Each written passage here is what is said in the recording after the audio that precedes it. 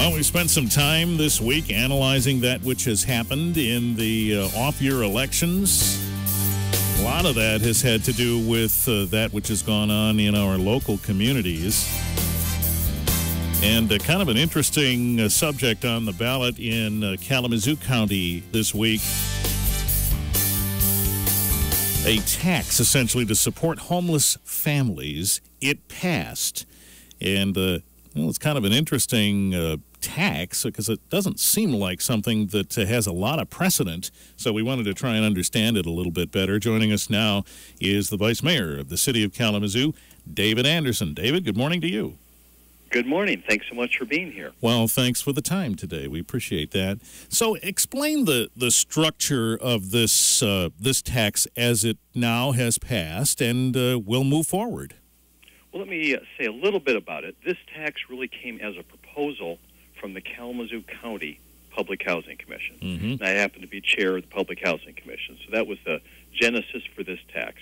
And really, simply, it is this, that school districts in Kalamazoo County collect statistics on how many children are homeless over the course of a year.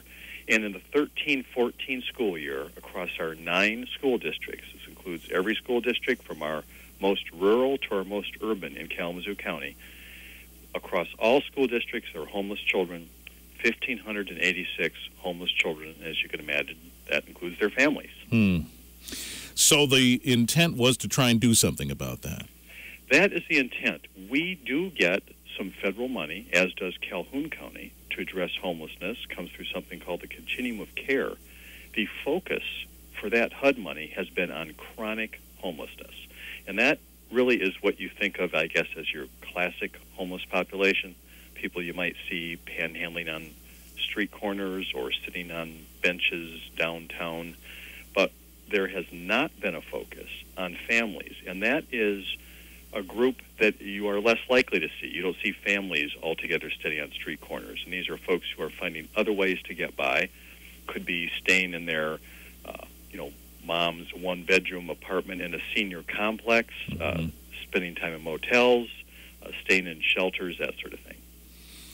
And so this structure then came out of those discussions. We have this federal money. We don't do anything to target families who are homeless. What can we do? And this snowballed from there. It did snowball from there. I think one thing that came out of this is that it's the idea that a local community can determine together what seems like a particular need and take steps themselves to do something about it. We will certainly use best practice ideas that come from around the country, ideas from a variety of entities that help address homelessness. But here in Kalamazoo County, the idea is that kids that are going to school should have places to go home to at night, and that's going to be better for all of us in the long run. And we'll talk more about that when we come back in just a minute with Kalamazoo Vice Mayor David Anderson on WBCK. WBCK, we're talking with the Kalamazoo Vice Mayor, David Anderson, and actually a few more days of Vice Mayor, and then David Anderson will be a commissioner in Kalamazoo as things sorted out after Tuesday's election. We're talking about the homelessness tax, which was passed in Kalamazoo County on Tuesday as part of the balloting as well. So what's the structure of this, David, and how will it work? Basically, the structure is it's like any millage. I was really surprised by the margin it passed by. Now, keep this in mind. This is a county-wide initiative, not a city initiative. Right.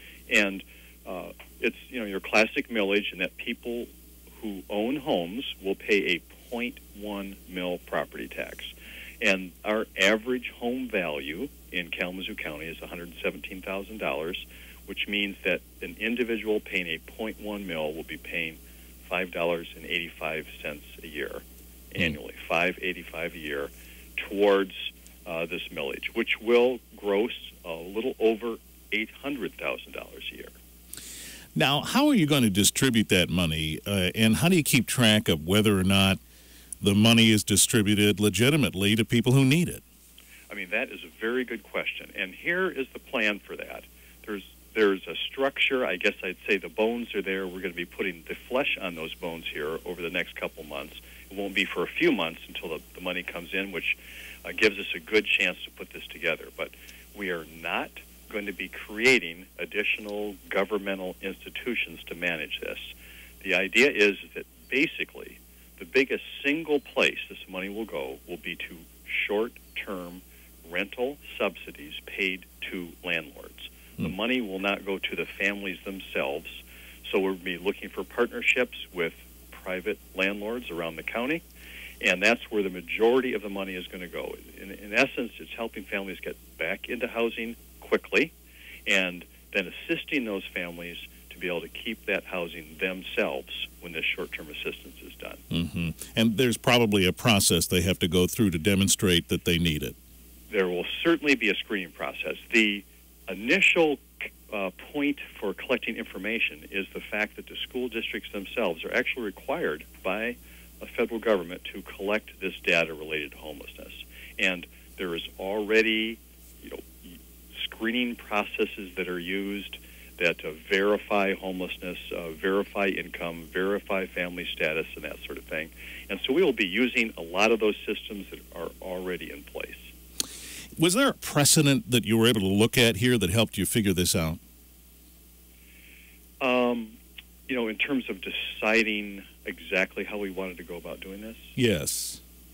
I think there is, and that there has been a lot of work in this area, and obviously this is something that I think as a country we are not proud of, the fact that we have our fellow citizens who are experiencing homelessness, and there's a variety of reasons for that. We could talk about all that. But at the end of the day, the thing that is been proven to be the most positive is the more quickly that you can move families back into housing, ending extended stays in shelters, then the more successful those families will be. Mm-hmm. And that's the foundation of it. That's the foundation. There is a support component. Obviously there's a great expectation for the families as well. Can't get to every single family, so there's going to be a screening process. One of those things could be a screen for success. Have you had a long work history and a couple months ago your car broke down and then you lost your job and now you find yourself in this situation? So with a little assistance, can you get right back up and back to where you're taking care of yourself? And this is not a long-term assistance program. Some families might need more assistance and some less.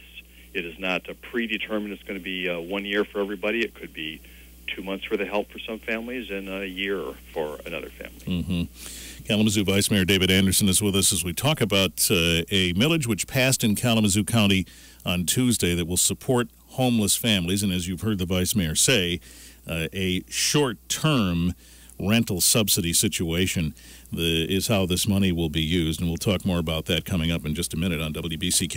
WBCK, Richard Piet Show, Thursday. Commissioner and now, at the moment, Vice Mayor David Anderson, City of Kalamazoo, is our guest. And we're talking about the Kalamazoo County millage that passed on Tuesday that supports homeless families. And, of course, we've asked the Vice Mayor to speak to us, even though his purview is the city, because he's worked with the Public Housing Commission and tackled issues like this before. Try as we may, David, these things tend to get political, don't they? They really do. And the thing that I have appreciated over the course of time is here in Kalamazoo County, there has been really broad support from both sides of the aisle, so to speak, for the Public Housing Commission. It wasn't necessarily the case when it came to putting this ballot measure on the ballot. There was a divided vote on that. But generally speaking, folks have supported the Public Housing Commission. They know that the work it's doing is for the residents they serve here in Kalamazoo County. And I think that obviously from the vote all across the county, people understood the need and were willing to give us a chance to do something about this.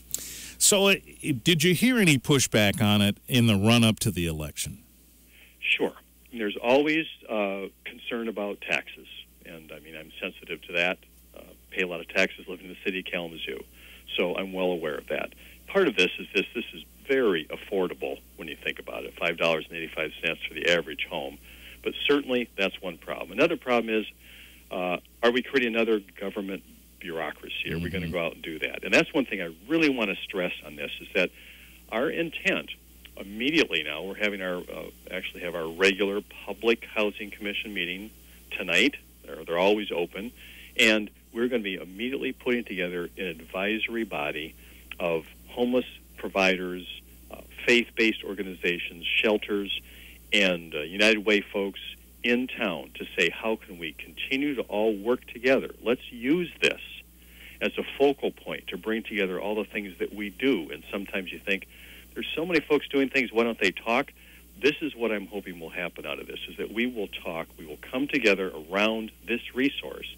And one of the main things we need to do is start collecting good data right from the beginning, so we can turn around in a year from now and say, these are the success rates we're having, because it's not going to benefit anybody if we get somebody housed for a year and 2 months later the family's in the same situation. Right. So we have to measure and adjust, because we're going to evaluate ourselves on successful outcomes. Was it clear in the run-up to this that organizations like the ones to which you refer, those that help the homeless, the United Way, et cetera, said to you, we need this and this will be great for us to do our jobs? Well, that's an interesting question. I think there's always, unfortunately, concern. So I think there's two sides to that question. One is people say, we know there's not enough resources. We want to work together to do this. And on the other side, nonprofits and or United Way might say, well, if people think they're paying it on their taxes, will they donate to United Way anymore? Will they contribute to our organization? Wow. And really, that is the reason that how we're going to literally make this work is by contracting with the nonprofit entities that already do this work and providing the resource to them so that they themselves can show that success, prove the worth to the community, and hopefully, maybe at the time this millage is over, we'll have sufficient fundraising to continue doing this work without having to have a millage. Mm-hmm.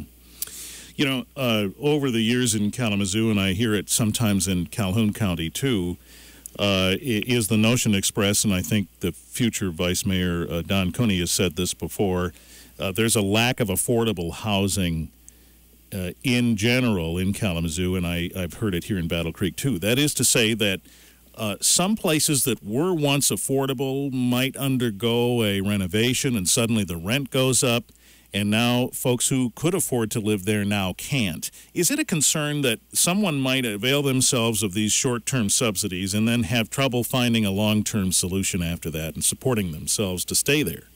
It's always a concern. And just like any other commodity, there's a cost to housing. There's a cost to build it, cost to maintain it. And so that means that any landlord has to get a certain amount of rent just to cover their costs. And it is unfortunate. It should be no surprise to us. But the programs that were available that helped subsidized creating housing so that folks could afford that. And when you look at all the stats, it's very difficult for a family that might have a hard-working, even adult parent in that family who's working a job making $9 an hour. Let's face it, it's hard to afford housing. Mm-hmm. Right. Have you or do you expect to hear from other municipalities who might want to study this idea? It's interesting that you asked that, because I just received a call from the person who does the publication for the National Association of Counties out of Washington, D.C. And I would suggest that this is going to be pretty unique, what has happened here. And this is a phone call I'm going to make back later in the day today. They're looking around the country and seeing what things have passed at county levels and thought this was something worth hearing about. Yeah, and they're looking at it through a national lens. Yes, correct. Yeah, interesting. This has a sunset on it, or at least it has a point at which we would have to renew it. Did I read that correctly? We you or are the absolutely voters correct. of Kalamazoo? Right. Yeah. Mm-hmm. So keep in mind, one question that comes up, people say, well, what if you just, just increase the tax, or what if you just decide to extend this? That's not how it works. It's the citizens of the county that vote on it. Mm-hmm. So if there were to be an extension, citizens in Kalamazoo County would vote on that extension or not. And can it increase? No, it's capped Right now, it is a 6-year plan, and I think that, I guess in the best case scenario, you wouldn't need to ask again in 6 years. Let's say you're in a situation where you feel like you still do, then you are going to have a history that you can point to, and you're either going to have earned, the opportunity to continue to assist, or proven that you're incapable of doing it. And I think that voters will really have a track record to base their vote on.